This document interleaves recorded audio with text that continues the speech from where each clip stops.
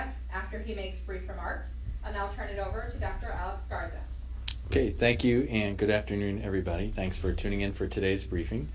So as we enter February, it's worth noting where we stand overall, as measured by a few key metrics. Now, we had said all along that winter was going to be a really hard part in the pandemic, and that's proven to be somewhat true. So this time is a good time now to assess where things stand. Now, in December and January, although the numbers are coming down, overall the census numbers were very high in December and January. And I think everybody realized just how stressed the healthcare systems were and continue to be, but the numbers are continuing to trend down. And although they are trending down, we're still at a very high level, and so that's not something to be taken lightly at all. Now, the progress in hospitalizations that we've seen over the last few weeks have been real, and they are important. But again, we can't take these for granted. So over time, we've gotten much better at doing things like we've done during the course of the pandemic with treating patients. But we've added another tool to our toolbox, and that's vaccines. And we've made important progress with vaccinations as well since that date in December when we started vaccinating healthcare workers and long-term care and nursing home patients. And over time, we've gotten better at how to run these clinics and supplies and all of the other things that go along with vaccinations. But we have to be clear about one thing, and that is that the falling number of cases isn't just primarily due to vaccinations. It is part of it, no doubt, particularly with the long-term care and the nursing home patients who, as we all know, are very vulnerable to the virus. But it's also been because of focus from the community and doing all of those things that we've been talking about for close to a year now, such as wearing a mask and avoiding groups and staying socially distant. And that's really important that we continue to do those things. And the reason for that is because, as we all know, the vaccine is still in scarce supply. And it's going to take some time before we can get large numbers of the population immunized. Now, today, the state released details of a plan to get as much vaccine as possible to healthcare systems that have a capacity for vaccinating large numbers of people. So starting now, a little bit over half of the vaccine doses that Missouri receives from the federal government is going to be distributed to select hospitals across the state. Now, the healthcare systems that are part of the St. Louis Metropolitan Pandemic Task Force will be part of those what are called high throughput distribution centers. Now, the healthcare systems do have plans in place now to deliver vaccine to those people who need it most urgently and as quickly as possible. But one thing to keep in mind is that supply is still not going to meet demand. There's still not enough vaccine to go around. With the current supply of vaccines, the hospitals in our region, Region C, which you can see here on the map, is still not going to have enough. And that will make it hard to sufficiently increase the rate of vaccinations so that we can get to that magic herd immunity. Now, we expect vaccinations to be that long-term solution, and hopefully production will increase, and if the Johnson & Johnson vaccine does get through FDA approval, then we'll start seeing more and more vaccine come onto the market. But in the near term, we're still limited on the amount of vaccine that we're going to be having available for the population, and that means we still have to prioritize to those that are most at risk for poor outcomes from being infected. So the reason why I'm saying all of this is we've still got a long ways to go. So at least for the next couple of months, if not longer, the best things that we can do for ourselves, for our families, for our neighbors, for our community, is to take the virus just as seriously as ever, and to do all of those really important things that we've been doing, as I said, for close to a year. And particularly with those new variants beginning to circulate now, it's even more important until we can ramp up the vaccination capacity. Now, we'll have some more discussion and some more, we'll be able to talk more about planning for vaccination a little bit later this week, because right now we're still trying to digest all of the information that's coming in from the state. But be that as it may, we will be able to get vaccine into the arms of people as quickly as possible with the systems that we have set up right now. So let's go ahead and move on to some of our data now for hospitalizations. And as always, we start with our new hospital admissions. So our daily admission number now is 59, which is, again, continues to trend down. And remember, this is delayed by 2 days. And our 7-day moving average now is at 63. And again, that continues to trend down as well. Moving on to our hospital census, today we're reporting 496 patients hospitalized with confirmed COVID. Now, in putting that into a little bit of perspective, the last time that we were below 500 was right around 3 months ago. And so we're continuing that downward trend, which is good, but still have a lot of people in the hospital, still have close to 500 people in the hospital. And so we still need to have a healthy respect for the virus. The moving average now is at 534 for the 7-day moving average.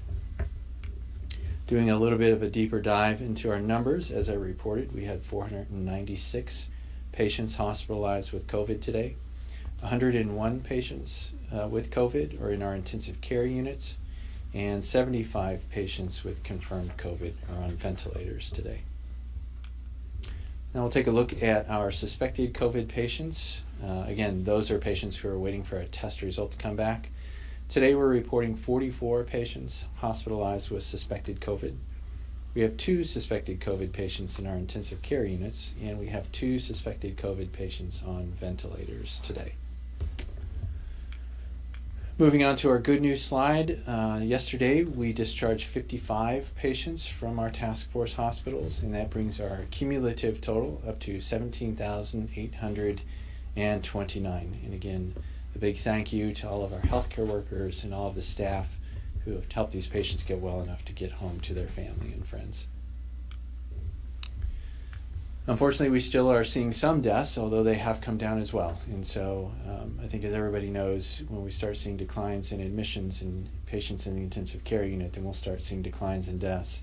So today we're reporting 6 COVID deaths, inpatient deaths from our task force hospital. And that brings our 7-day moving average to 11 deaths per day. So again, continuing to trend down, which is good news. And again, just to reiterate that the deaths, whenever admissions go down, the ICU admissions will go down and the deaths will go down. But it all starts with the cases. So whatever we can do to limit spread and limit people getting sick in the first place really breaks that chain. Since it's Monday, we do show our updated models from the week prior. Remember, these are updated every Thursday. And so we'll briefly go through these. You can see that we didn't change our model this past week because it was trending along with what our predictions were going to be. But you can see here that the updated model does show a steeper decline than where we were 2 weeks ago, which is good news. And you can see here that it is in between our best guess line and our lower estimate. So again, we're trending a little bit lower than where our best guess was, which is also good.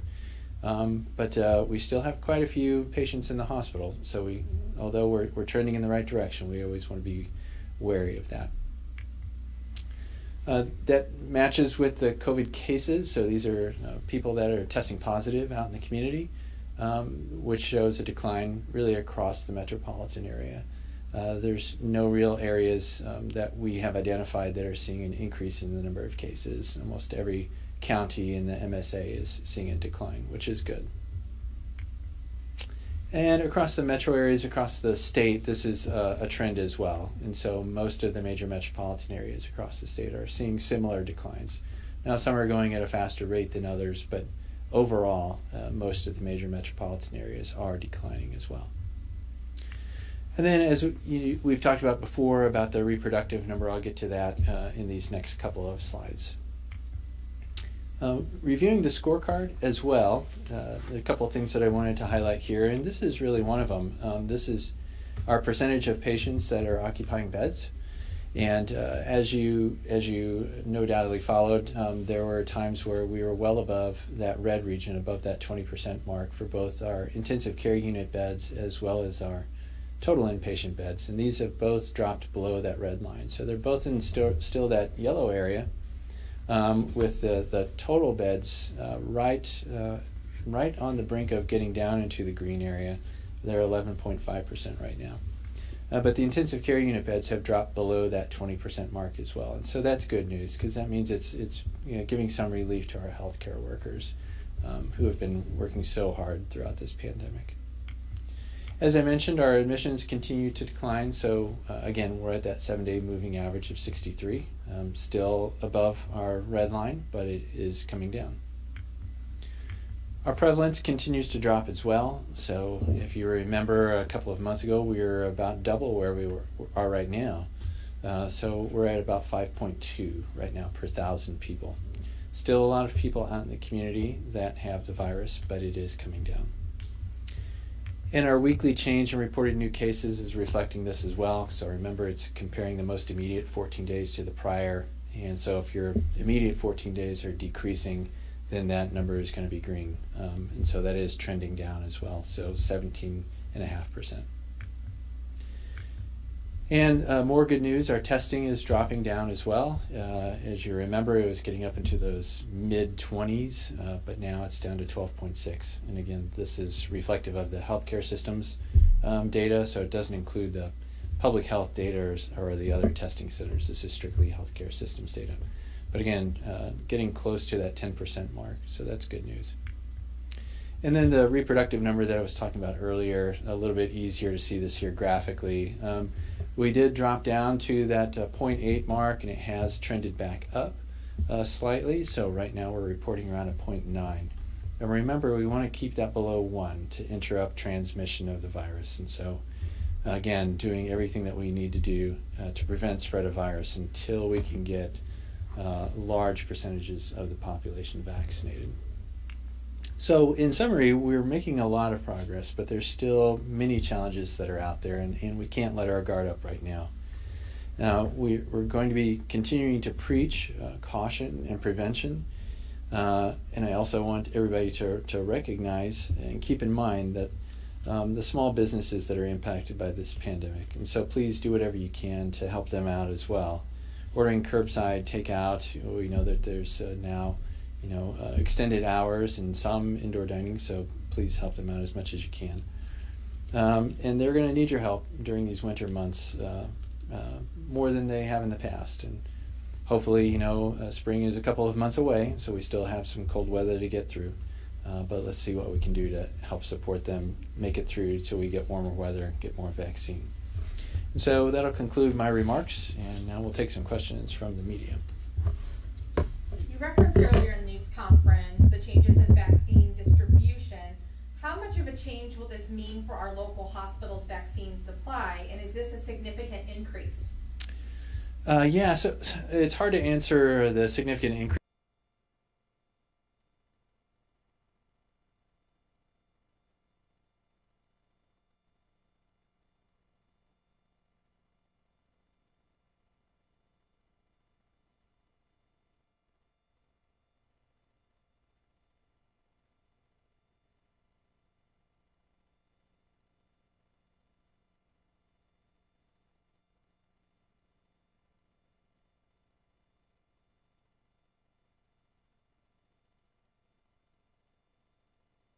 Some certainty on the number of doses that we're going to receive, which is very important. And the reason for that is because it makes it very challenging to schedule vaccinations for those high-risk populations unless you know how much vaccine you're going to be getting on any particular week. So as you can imagine, what you would hate to do is schedule vaccinations and then find out that you're not getting any vaccine. So with this new distribution plan, it helps us with a little bit more certainty on how we can go about scheduling the vaccinations. We are going to be operating as a task force to understand how many vaccinations are going to be allocated to each of the healthcare systems, and we're all working together on that. And so, there'll be some adjustments made as we go along. But again, the important point to stress is that it brings certainty to the system, and that is really the important part. Now, obviously, we'd like for there to be more vaccine, but absent that, the certainty and the quantity is very important. What are local health leaders doing to ensure mass vaccination rollout goes smoothly and that people who should be getting vaccinated first aren't cut by people who don't qualify? Yeah, so as far as the mass vaccination clinics go, those are typically put on by health departments and the National Guard, the two major groups that are doing those here in the metropolitan area. And so what should be happening is the pre-registration for vaccinations, and through that pre-registration process, then you're able to determine who should be prioritized for a vaccine. And so, as most people know, it's that over 65 years old and those with chronic healthcare conditions. And so there should be some ability to check one of those conditions to make sure that people are appropriately getting in line. The healthcare systems have a little bit of an advantage because most of these people are patients of ours, and so we can easily look through our patient records and identify age and identify chronic conditions. And so that's why our scheduling systems, we can book those out, sending invitations to patients to come in and be scheduled. On the public health side, you're basically saying you're trusting that the people that are putting in information are being true, and so that's part of the challenge with that. But it should all filter through that pre-registration site, and then making sure that people that are signed up are who they say they are and are meeting the requirements. That concludes our list of questions received prior to today's briefing. Thanks for watching.